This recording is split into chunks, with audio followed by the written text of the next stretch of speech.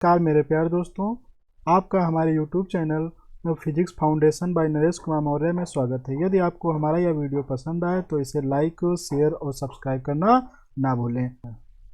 आज के इस हम जो है वीडियो में देखते हैं कि विज्ञान क्या है, विज्ञान की क्या ब्रांचेस होती हैं, भौतिक विज्ञान क्या है, भौतिक विज्ञान का क्या स्कोप है, मैक्रोस्कोपी क्या है, माइक्रोस्कोपी क्या है, एक्साइटमेंट ऑफ फिजिक्स क्या है, uses of physics in other branches क्या है, फंडामेंटल फोर्स क्या होते हैं, कंजर्वेशन लॉ क्या होते हैं और फिजिक्स टेक्नोलॉजी एंड सोसाइटी क्या है। इन सारे टॉपिक्स पे आज हम चर्चा करेंगे। बिना देर किए वो प्रारंभ करते हैं, देखते हैं कि साइंस क्या है। तो उससे पहले हम देखते हैं कि हमने क्लास 10th क्लास तक पढ़ लिया है कि ऑप्टिक्स क्या होता है, जो इलेक्ट्रिसिटी क्या होती है, चुंबक क्या होते हैं, मोशन क्या होते हैं, बल क्या होते हैं, गुरुत्वाकर्षण क्या होता है, ऊष्मा क्या है, ऊर्जा क्या है, तरंग क्या है, ध्वनि क्या होती है और ये ब्रह्मांड क्या है। इन सारी चीज़ों को हमने सब्जेक्ट साइंस के अंतर्गत अध्ययन कर लिया। ये सारे टॉपिक जो भी हैं वह हमारे फिजिक्स के अंतर्गत आते हैं। अतः अगर फिजिक्स अर्थात साइंस की अगर बात किया जाए तो साइंस जो है हमारे लैटिन शब्द साइंसिया से लिया गया, जिसका अर्थ होता है जानना। अगर यह संस्कृत की बात किया जाए तो यह संस्कृत शब्द विज्ञान से लिया गया है और अराबिक शब्द इल्म से लिया गया है। इन दोनों शब्दों का समान अर्थ होता है जानना। अब हम देखते हैं कि फिजिक्स क्या है। फिजिक्स जो होती है अदर ब्रांचों की तरह भी एक या एक्सपेरिमेंटल ऑब्जर्वेशन और क्वांटिटेटिव मेजरमेंट पर आधारित होती है। फिजिक्स जो है अदर नेचुरल साइंस की तरीके से यह भी डिसिप्लिन कैटेगरी का एक भाग होता है। भौतिक विज्ञान का जो है प्रयोग जो है नेचर के घटनाओं को समझने में किया जाता है। भौतिक विज्ञान जो शब्द है वह संस्कृत शब्द के भौतिकी से लिया गया है। देखा जाए तो जो है विज्ञान अर्थात भौतिक विज्ञान का मेन मोटिव होता है कि लिमिटेड कुछ ऐसे फंडामेंटल लॉ बनाए जाएं जिनकी सहायता से जो है प्राकृतिक घटनाओं को समझा जाए तथा कुछ ऐसे नियम या थ्योरी डेवलप की जाए जिन थ्योरी के आधार पर हम भविष्य में होने वाले प्रयोगों को बता सके। फंडामेंटल लॉ को यूज करके जो हम थ्योरी डेवलप करते हैं उस थ्योरी को जिस भाषा में लिखा जाता है उसे वह भाषा हमारी मैथमेटिक्स होती है। इस प्रकार से मैथमेटिक्स एक ब्रिज का कार्य करती है हमारे थ्योरी और एक्सपेरिमेंट से। इस प्रकार से हम देखते हैं कि मैथमेटिक्स को एक अलग सब्जेक्ट नहीं होता, यह हमारे भौतिक विज्ञान की भाषा है। क्योंकि बहुत सारे लोग जो कहते हैं कि भौतिक विज्ञान और मैथमेटिक्स दोनों अलग है, लेकिन ऐसा नहीं। भौतिक विज्ञान की भाषा जो है वह गणितीय भाषा होती है, इसलिए हम गणितीय भाषा को अलग से सीखते हैं। अब हम देखते हैं कि प्रिंसिपल थ्रस्ट इन फिजिक्स में क्या होते हैं। तो द प्रिंसिपल थ्रस्ट जो होते हैं वह विज्ञान में या फिजिक्स में दो होते हैं। नंबर एक होता है यूनिफिकेशन, नंबर दो होता है रिडक्शन। तो अब हम देखते हैं कि यूनिफिकेशन क्या होते हैं। तो हमारी कोशिश रहती है कि इस प्रकार के नियम बनाए जाएं जो कि लगभग सारे प्राकृतिक घटनाओं को एक ही नियम से समझाया जा सके या कम से कम नियमों में समझाया जा सकते। इस प्रकार के प्रिंसिपल को यूनिफिकेशन कहा जाता है। जैसे कि हम अगर उदाहरण में देखें तो जैसे पृथ्वी पर गिरने वाले सेब हैं, पृथ्वी के चारों तरफ चक्कर लगाने वाला चंद्रमा है, कोई भी व्यक्ति अगर रॉकेट में बैठा होता है तो उसे मासलेस का अनुभव होता है। इस प्रकार की सारी घटनाओं को हम एक ही लॉ से समझा सकते हैं जिसे न्यूटन्स लॉ ऑफ ग्रेविटेशन कहा जाता है। रिडक्शनिज्म की बात किया जाए तो रिडक्शनिज्म का मतलब होता है कुछ ऐसे कॉम्प्लेक्स सिस्टम के प्रॉपर्टी को अध्ययन करना जो कि काफ़ी कॉम्प्लेक्स हैं। तो अर्थात बड़ी घटनाओं को यदि हम छोटी छोटी घटनाओं में अर्थात कॉन्स्टिट्यूंट्स में अगर अध्ययन किया जाए तो इस प्रकार की अप्रोच जो होती है उसे रिडक्शनिज्म कहा जाता है। यह मेन जो होता है, अगर कहा जाता है कि यह भौतिक विज्ञान या विज्ञान की जो है दिल होता है। अगर उदाहरण की बात किया जाए जैसे कि थर्मोडायनेमिक्स की काफ़ी कॉम्प्लेक्स सिस्टम होते हैं, तो उनको जो है अध्ययन करने के लिए, उनके गुणों को अध्ययन करने के लिए हम उनके कॉन्स्टिट्यूंट्स का अध्ययन करते हैं। जैसे कि काइनेटिक ऊर्जा है, ऑफ द मॉलिक्यूल्स है, आइटम्स की होते हैं, आदि सारी चीज़ों पे हम अध्ययन करते हैं।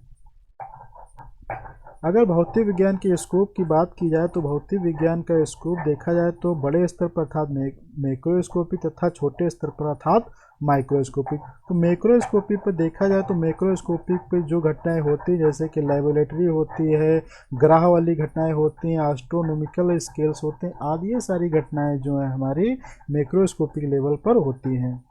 क्लासिकल फिजिक्स जो होती है वह हमारी मैक्रोस्कोपिक घटनाओं को अध्ययन करने में काम आती है। जो क्लासिकल मैकेनिक्स के अंतर्गत जो टॉपिक्स या सब्जेक्ट्स आते हैं, जैसे कि मैकेनिक्स है, इलेक्ट्रोडायनेमिक्स है, ऑप्टिक्स है एंड थर्मोडायनेमिक्स होता है। तो मैकेनिक्स की बात किया जाए तो मैकेनिक्स के अंतर्गत हम न्यूटन्स लॉ ऑफ मोशन पढ़ते हैं, लॉ ऑफ ग्रेविटेशन पढ़ते हैं, जिनकी सहायता से हम जो किसी भी पार्टिकल की, रिजिड बॉडी की या बॉडीज़ की या जनरल सिस्टम के जो है मोशन की बात की जाती है। इस प्रकार की घटनाएं जिस ब्रांच में अध्ययन की जाती हैं उसे मैकेनिक्स कहा जाता है। इलेक्ट्रोडायनेमिक्स वह ब्रांच होती है जिसके अंतर्गत हम जो है चार्ज की प्रॉपर्टी जैसे इलेक्ट्रिक फील्ड, मैग्नेटिक फील्ड आदि चीज़ों का अध्ययन करते हैं, तो वह इलेक्ट्रोडायनेमिक्स की ब्रांच या इलेक्ट्रोडायनेमिक्स सब्जेक्ट कहलाता है।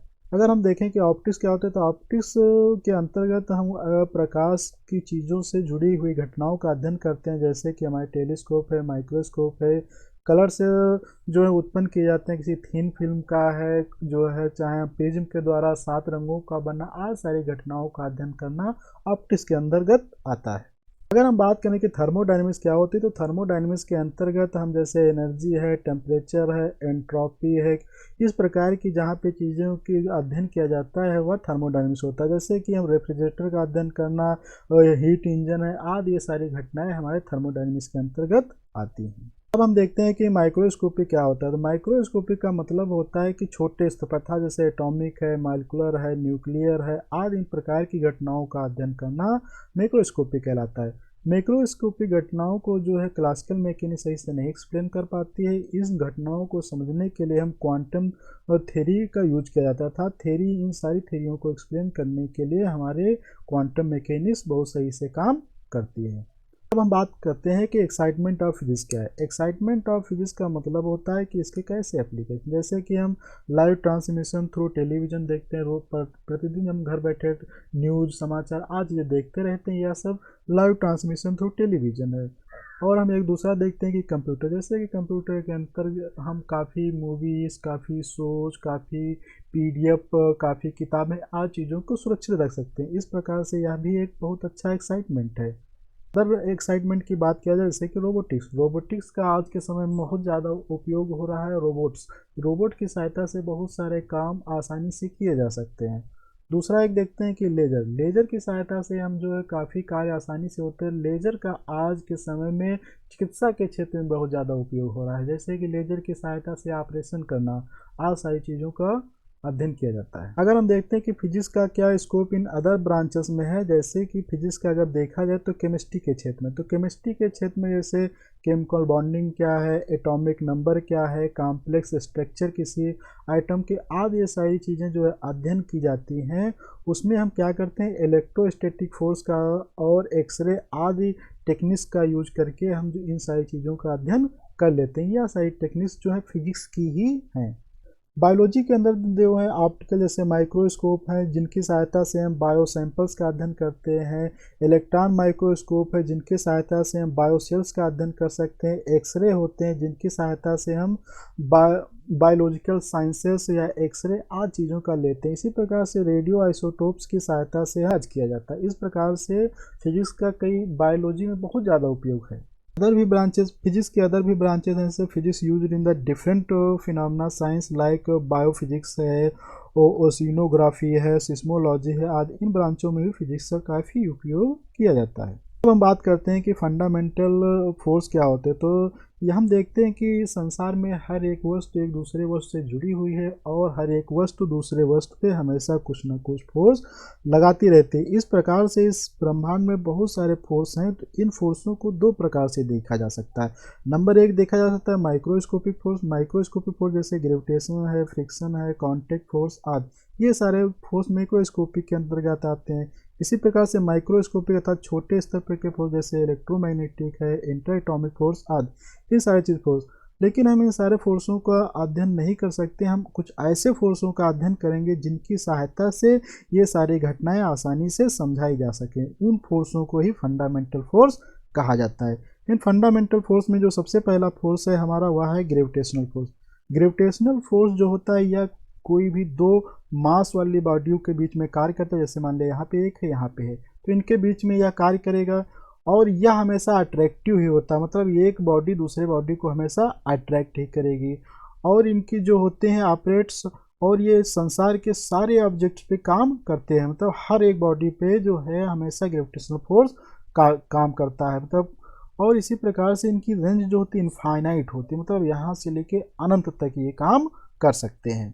इसी प्रकार से अगर दूसरे प्रकार के फोर्स की बात की जाए, जैसे कहते हैं इलेक्ट्रोमैग्नेटिक फोर्स, तो ये इलेक्ट्रोमैग्नेटिक फोर्स जो होता है किसी भी स्थिर चार्ज हो चाहे मूविंग चार्ज हो। स्थिर चार्ज मतलब जैसे मान लिया यहाँ पे रुका हुआ चार्ज है तो इन पे भी फोर्स करेगा, मान लीजिए चार्ज दोनों मोशन में हैं तो भी इन पे फोर्स कार्य करेगा। इस प्रकार से इलेक्ट्रोमैग्नेटिक फोर्स जो होते हैं वो चाहे स्थिर चार्ज हो या मोशन में हो, हर स्थिति में काम करते हैं। और ये जो फोर्स हैं दो नेचर में हो सकते हैं, एक दूसरे मतलब अट्रैक्टिव नेचर में भी हो सकते हैं और रिपल्सिव नेचर में भी हो सकते हैं। रिपल्सिव नेचर कब होगा? जब चार्ज दोनों समान हो। अट्रैक्टिव नेचर कब होगा? जब चार्ज एक अपोजिट हो, अर्थात मान लें यहाँ पे ये प्लस चार्ज है, ये माइनस चार्ज है, तो ये क्या करेंगे? एक दूसरे को अट्रैक्ट करेंगे। इसी प्रकार से जब रिपल्सिव कब होगा? जब मान लिया यहाँ पे एक प्लस चार्ज है, यहाँ पे प्लस चार्ज है, तो एक दूसरे को रिपल करेंगे। या मान लिया माइनस चार्ज, तो भी एक दूसरे को ये क्या करेंगे? रिपल करेंगे।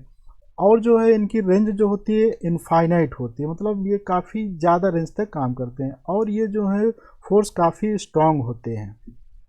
अब हम बात करते हैं तीसरे प्रकार की फोर्स जिसे कहते हैं strong nuclear force. Strong nuclear force जो होती हैं वो न्यूक्लियस के बीच में कार्य करते हैं। अब हम देखते हैं न्यूक्लियस क्या होते हैं। न्यूक्लियस का मतलब होता है, मान लिया कोई परमाणु है, परमाणु के केंद्र में हम जानते हैं कि प्रोटॉन तथा न्यूट्रॉन्स पाए जाते हैं। अब प्रोटॉन तथा न्यूट्रॉन किस बल के द्वारा आपस में बंधे रहते हैं, तो उस बल को ही क्या कहा जाता है? न्यूक्लियर फोर्स कहा जाता है, तथा इन पार्टिकल को ही क्या कहा जाता है? न्यूक्लियस कहा जाता है। इस प्रकार से इनके न्यूक्लियस के बीच में करने वाला कार्य न्यूक्लियर फोर्स कहलाता है। और ये फोर्स जो है अट्रैक्टिव या रिपल्सिव दोनों प्रकार के हो सकते हैं। इसको हम बात करते हैं तीसरे प्रकार की फोर्स। तो तीसरे प्रकार का जो फोर्स है, मतलब चौथे प्रकार का फोर्स, वह होता है weak nuclear force. Weak nuclear force का मतलब होता है ये बहुत elementary particle like electron, proton आदि पे ये काम करते हैं और इनका मान जो होता है थोड़ा न्यूक्लियर फोर्स से कम होता है और ये जो है रेडियो एक्टिव बीटा डीके आदि चीज़ों में काम करते हैं। अब हम यहाँ पे देखते हैं कि इनकी कंपेरिजन की अगर बात किया जाए तीनों चारों फोर्सों की, तो कौन फोर्स किस प्रकार का है। तो जैसे सबसे पहले हम देखते हैं कि ग्रेविटेशनल फोर्स क्या है। ग्रेविटेशनल फोर्स, तो यहाँ पे जो हम सबसे पहले तुलना कर रहे हैं स्ट्रांग फोर्स, मतलब न्यूक्लियर फोर्स के रेस्पेक्ट में हर एक चीज़ की तुलना की जाएगी। इसकी बात किया जाए तो वीक न्यूक्लियर फोर्स भी मान लिया, अगर स्ट्रांग न्यूक्लियर फोर्स 1 है तो उसमें के नीचे 13 जीरो लगा के हम भाग दे दें, जितना फोर्स आएगा वह क्या होगा? वीक न्यूक्लियर फोर्स होगा। अगर हम स्ट्रांग इलेक्ट्रोमैग्नेटिक फोर्स की बात किया जाए तो स्ट्रांग इलेक्ट्रोमैग्नेटिक फोर्स मतलब अगर 1 स्ट्रांग न्यूक्लियर फोर्स है तो उसको जो है 10 मतलब 100 से भाग दे दिया जाए तो जितना मान आएगा वह इलेक्ट्रोमैग्नेटिक फोर्स के बराबर होगा। हम बात करते हैं कि कंजर्वेशन क्या होता है। तो कंजर्वेशन में अगर देखा जाए कि कोई बॉडी अगर कंजर्वेटिव फोर्स के अंतर्गत मोशन कर रही है तो उसकी टोटल एनर्जी हमेशा क्या रहती है? कांस्टेंट रहती है। और जो है टोटल एनर्जी का कंजर्वेशन होता है यह हर एक स्तर पे कार्य करता है, चाहे वह माइक्रोस्कोपिक लेवल हो या मैक्रोस्कोपिक लेवल हो, हर स्थिति में जो है यह टोटल एनर्जी स्थिर रहती है। कंजर्वेशन मास की बात करें तो मास भी क्या होता है? हमेशा कांस्टेंट रहता है। यह जो है बहुत फेमस साइंटिस्ट आइंस्टीन ने बताया था, उनके हिसाब से एनर्जी और मास के बीच में एक रिलेशंस होता है। यदि हम मास का कोई डिस्ट्रॉय करेंगे तो वह एनर्जी में बदल जाएगा। फिजिक्स, टेक्नोलॉजी एंड सोसाइटी के बीच में काफ़ी एग्जांपल्स देखे जा सकते हैं जिसमें सब में एक रिलेशंस होता है। जैसे कि हम देखते हैं कि समय के हिसाब से टेक्नोलॉजी में बदलाव होता रहता है, इसके कई एग्जांपल हैं। आपको इस पूरे वीडियो की पीडीएफ नीचे के डिस्क्रिप्शन बॉक्स में मिल जाएगी, जो कि हिंदी तथा इंग्लिश दोनों माध्यम में स्थित है। आप वहां से जाकर इसे डाउनलोड कर सकते हैं।